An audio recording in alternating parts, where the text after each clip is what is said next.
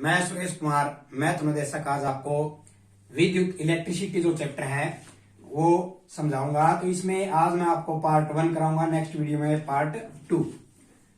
Part 1 सबसे पहली बात है विद्युत क्या होता है, किसे इलेक्ट्रिसिटी कहते हैं। विद्युत या इलेक्ट्रिसिटी एक प्रकार की ऊर्जा है। क्या है? एक प्रकार की, एक तरह की ऊर्जा होती है जिसे न ही तो देखा जा सकता है, न ही उसे महसूस किया जा सकता है। विद्युत को सिर्फ एक रूप से दूसरे रूप पे रूपांतरित कर सकते हैं।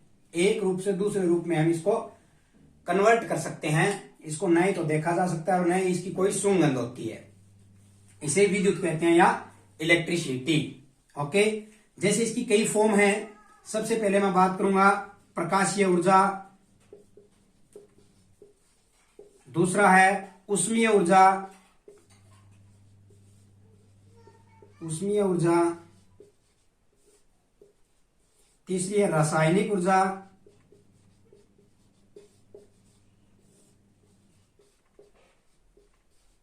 इसी तरह चुंबकीय ऊर्जा। इस तरह से इसकी फॉर्म है ये। इसको इसमें कन्वर्ट किया जाता है, इसमें इसको चेंज किया जाता है। यांत्रिक ऊर्जा इसी तरह होता है। प्रकाशीय ऊर्जा का एक एग्जांपल मैं आपको बताऊं। जैसे एक बल्ब है, उस बल्ब तक आती है वो ऊर्जा जो है वो है विद्युत। लेकिन उस बल्ब के अंदर आने के बाद किस में कन्वर्ट हो जाती है? प्रकाश के अंदर। बल्ब हमें क्या देता है? प्रकाश देता है। तो ये किस फॉर्म में कन्वर्ट हो गई? प्रकाशीय ऊर्जा में। इसी तरह ऊष्मीय ऊर्जा, उसमें इसका एग्जांपल आप हीटर ले सकते हैं। हीटर तक जो आती है वो इलेक्ट्रिसिटी होती है। हीटर के अंदर आने के बाद जो कन्वर्ट होके हमें क्या मिलती है? ऊष्मीय ऊर्जा। उससे ऊष्मा पैदा होती है। रासायनिक ऊर्जा का सेल है, बैटरी है, ये एग्जांपल है, क्योंकि ये स्टोर करती है उसके अपने आप में एनर्जी को। सेल और बैटरी ये जो है ये विद्युत ऊर्जा को अपने अंदर स्टोर कर लेते हैं। किस फॉर्म में? रासायनिक ऊर्जा के फॉर्म में। इसी तरह जो है एग्जांपल इसका चुंबकीय ऊर्जा का है। तो ये एग्जांपल मैंने आपको बताया है एक विद्युत जो इलेक्ट्रिसिटी है उससे संबंधित की इलेक्ट्रिसिटी की जो फॉर्म हम किस किस में कन्वर्ट कर सकते हैं। यांत्रिक ऊर्जा की मैं बात करूं, यांत्रिक ऊर्जा काफी इंडस्ट्री वगैरह में बहुत यूज होती है। हम घरों में भी इसका यांत्रिक ऊर्जा का जो एग्जांपल देख सकते हैं। फॉर एग्जांपल फैन है, फैन तक जो आती है वो इलेक्ट्रिसिटी आती है। उसके बाद हमें हवा के रूप में जो है यांत्रिक मैकेनिकल जो है वो ऊर्जा जो है वो एनर्जी जो है वो हमें मिलती है। तो बात थी विद्युत की। अब बात करते हैं हम विद्युत धारा की। इसमें कुछ परिभाषाएं हैं जो मोस्ट इंपॉर्टेंट है। सबसे पहली बात है विद्युत धारा, जिसको कहते हैं इलेक्ट्रिक करंट या सीधा भी करंट बोल देते हैं।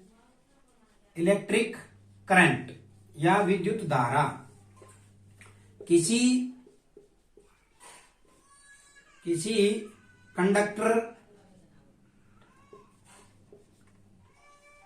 कंडक्टर या पथ में इलेक्ट्रॉन के प्रवाह को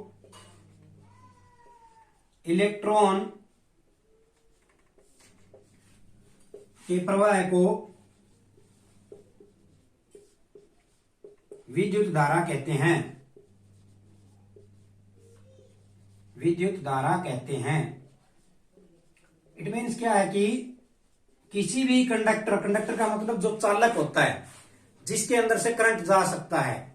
ये भी 3 फॉर्म होती है: चालक, अर्धचालक और कुचालक।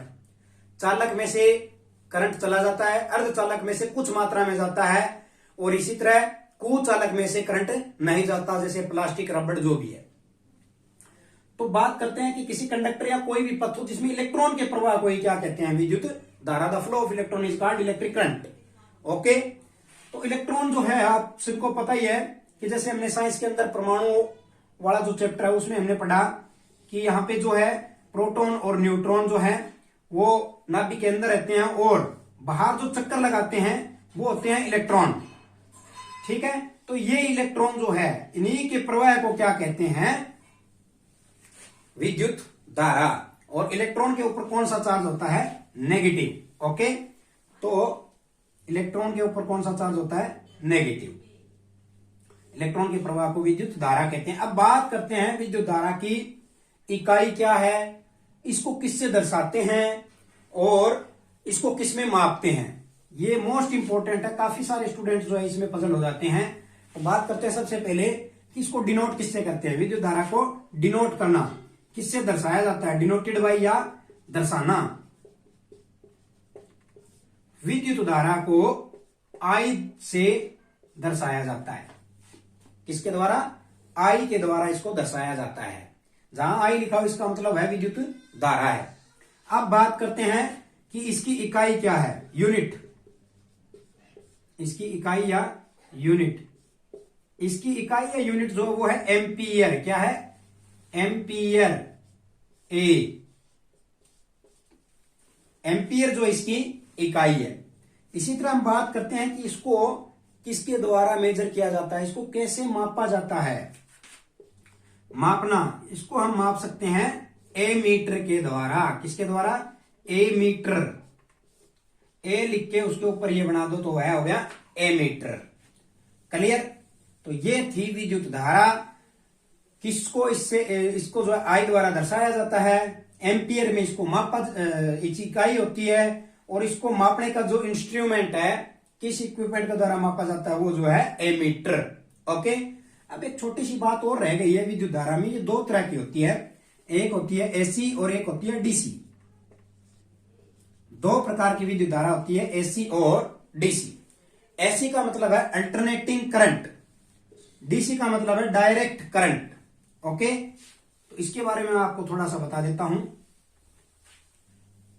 अल्टरनेटिंग करंट और डायरेक्ट करंट, हिंदी में इसको कहते हैं प्रत्यावर्ती धारा, इसको कहते हैं दिष्ट धारा। दिष्ट धारा, प्रत्यावर्ती धारा और दिष्ट धारा, इंग्लिश में अल्टरनेटिंग करंट, डायरेक्ट करंट। प्रत्यावर्ती धारा क्या होती है, जिसमें उसका मान और उसकी दिशा दोनों चेंज हो। यहां पे देखिए दिशा भी चेंज हो रही है, एक बार पॉजिटिव है एक बार नेगेटिव है। मान भी इसका चेंज हो रहा है, कम ज्यादा हो रहा है। कभी यहां 0 से शुरू हुआ, फिर मैक्सिमम गया, फिर डाउन हुआ, फिर यहां 0 हुआ, फिर माइनस में मैक्सिमम हुआ, फिर डाउन हुआ, 0 हुआ। ठीक है। तो ये जो है प्रत्यावर्ती धारा इस तरह की होती है, जिसमें उसका मान और उसकी दिशा दोनों परिवर्तन होते हैं। मान व दिशा निश्चित समय में बदलता रहता है, निश्चित समय में बदलता रहता है। ओके। ये थी एसी।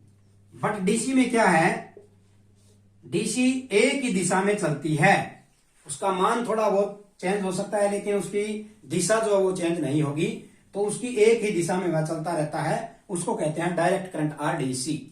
ओके। तो ये थी विद्युत धारा। अब बात हम करते हैं, एक मैंने लास्ट में बताया था कि इसके जो इंस्ट्रूमेंट है वो एमीटर है। आप कैसे देख सकते हैं कि ये कौन सी धारा को ये मापेगा।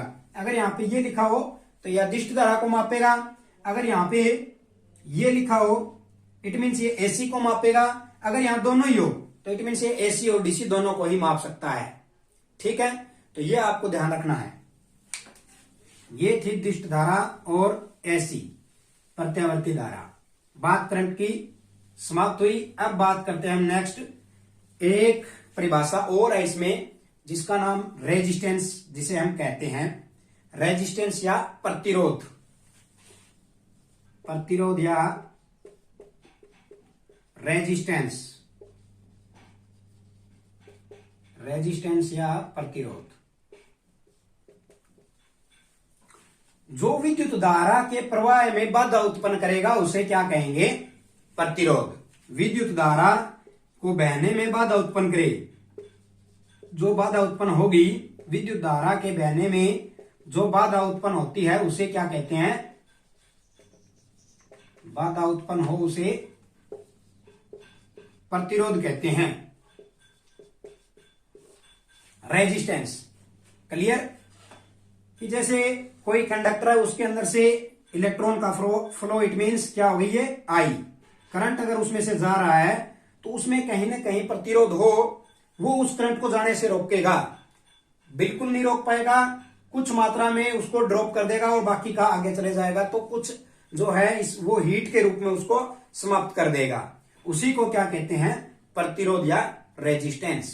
ओके, तो प्रतिरोध या रेजिस्टेंस जो है उसको किससे दर्शाते हैं, इसकी भी हम बात करेंगे। इसको दर्शाते हैं आर से, आर से इसको दर्शाते हैं। इसी तरह बात हम करते हैं कि इसकी इकाई क्या है, तो इसकी इकाई भी होगी ओम, जिसको इससे डिनोट करते हैं ओम। ओम जो इसकी इकाई होती है। अब इसको किससे मापेंगे, तो ओहमीटर हो गया, ओहमीटर, ओहमीटर के द्वारा इसको मापा जाता है ऐसे। क्लियर, फिर रिपीट कर देता हूं, प्रतिरोध को जो है आर द्वारा दर्शाया जाता है, इसकी इकाई ओम होती है और इसको ओम मीटर के द्वारा मापा जाता है। क्लियर, ये था प्रतिरोध। अब एक परिभाषा और आती है इसमें, विद्युत वाहक बल, ईएमएफ, इलेक्ट्रोमोटिव फोर्स जिसको कहते हैं, ईएमएफ जिसको इलेक्ट्रोमोटिव फोर्स कहते हैं, और विद्युत वाहक बल, विद्युत वाहक बल। विद्युत वाहक बल क्या होता है, या ईएमएफ क्या होता है, या इलेक्ट्रोमोटिव फोर्स क्या होता है? यह वह बल होता है जिसके कारण किसी कंडक्टर में फ्लो ऑफ इलेक्ट्रॉन होता है। इट मीन्स इस बल के कारण ही विद्युत धारा, विद्युत करंट जो है वह चलता है।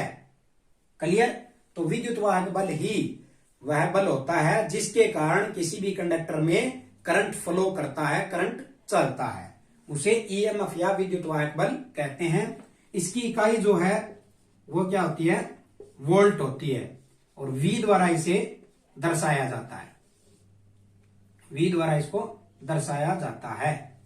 क्लियर, तो ये थी इसकी परिभाषाएं कि विद्युत क्या होती है, विद्युत धारा क्या होती है, ईएमएफ क्या होता है, आर ऑब्लिक वोल्टेज, और इसी तरह बात करते हैं हम तो प्रतिरोध क्या होता है। इन सब के बारे में मैंने आपको बताया है। उम्मीद करता हूं ये आपको अच्छी तरह समझ में आया होगा।